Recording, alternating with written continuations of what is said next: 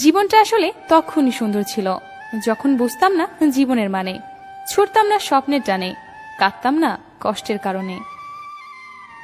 জীবনে যত বিপদে পড়বে তত তোমার কাছের মানুষগুলো চিনতে পারবে কে তোমার কত আপন।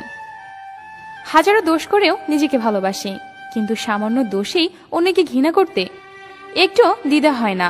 বড়ই অদ্ভুত আমরা।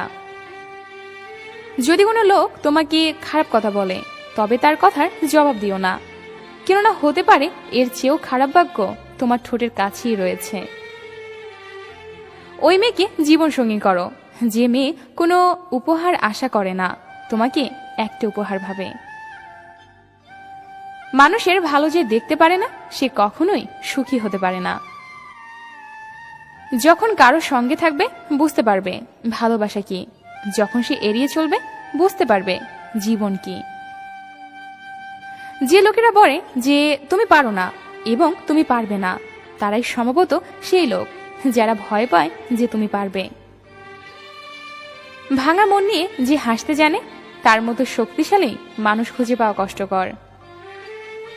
কখনো কারো কাছ থেকে কিছু প্রত্যাশা করবেন না, প্রত্যাশা অনেক কষ্ট দেয়। কখনো আল্লাহকে দোষারোপ করবেন না এই বলে তিনি কেন আপনার দোয়া সাথে সাথে কবুল করেন না, বরং শুকরিয়া আদায় করুন এই জন্য যে তিনি আপনার পাপের জন্য সাথে সাথে শাস্তি দেন না। পুরো পৃথিবীকে আলোকিত করার জন্য যেমন একটা সূর্য যথেষ্ট, তেমনি পুরো জীবনকে সাজাতে মনের মতো একজন ভালোবাসার মানুষই যথেষ্ট। কান্নার মতো গভীর কিছু নেই। একজনের দুঃখ অন্যজনকে স্পর্শ করে না, কিন্তু একজনের চোখের জল অন্যজনকে স্পর্শ করে।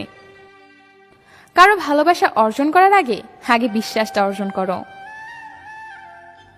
স্বপ্নটা কেমন ছিল তা ঘুম ভাঙার পর বোঝা যায়, ঠিক তেমনি কাছের মানুষ কেমন ছিল তা শুধু হারিয়ে যাবার পর বোঝা যায়। কতটা দ্রুত পথ চলো সেটা নয়, কত দূর যেতে পারো সেটাই গুরুত্বপূর্ণ বিষয়।